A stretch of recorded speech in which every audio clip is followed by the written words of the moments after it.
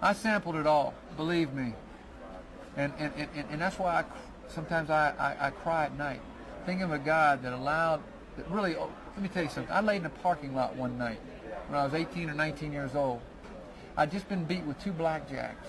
And a girl came up and put a .25 automatic in my mouth, cocked it and said, "Pistol Pete, you're dead." See?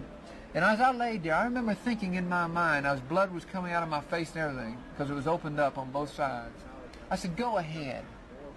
Pull the trigger, because then I'll have peace." You see? And that was such true ignorance, because I would have never had peace. And young people today, in 1984, 8,000 of them committed suicide. 2 million of them tried it, because they think that they'll get peace. They don't get peace. They're in an eternal separation from God. They live on forever. They know who they are. They'll always know who they are.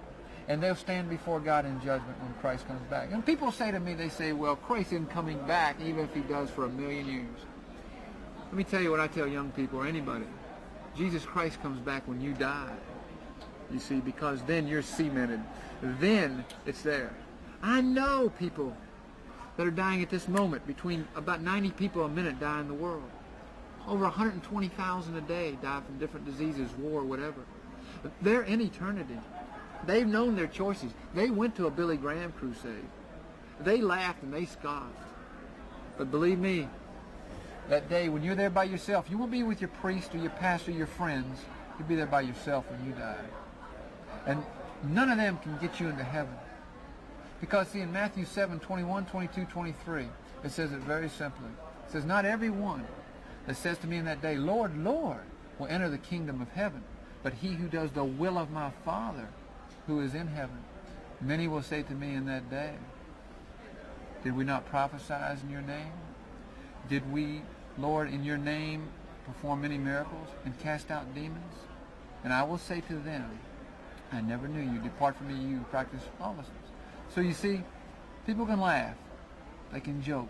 And that's, like I said, there's nothing I can do about that. But I'm glad I'm where I am. I'm glad I don't need this pomp.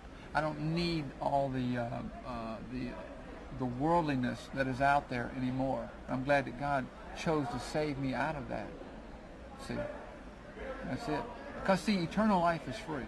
It's free for anyone who asks. You know, if I was to give you right now a briefcase, and in that briefcase there was $1 million. I said, "I want you to have this $1 million."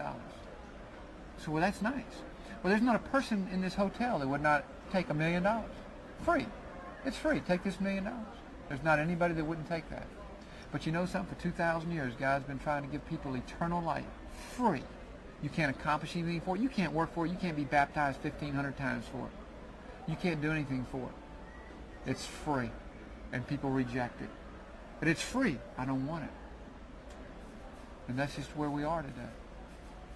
And that's what saddens my heart. You know? And I remember looking at people the same way. Oh, boy, that guy, you know, what's he making? And boy, he's really on a kick. And don't look at the hypocrisy that's in the church. Don't look at the hypocrisy that's in religion. Don't look at that at all. You and you alone are responsible for your own life. You can see a pastor coming out of a hotel with a young lady. It shouldn't deter you from your personal salvation. He has nothing to do with it. You see? Don't let anyone come between you and your God that created you. Hello everyone, I spend a lot of time trying to get you guys nice videos, so please subscribe to this page, and please subscribe to my second page. The link to my second page is in the description section. Thank you.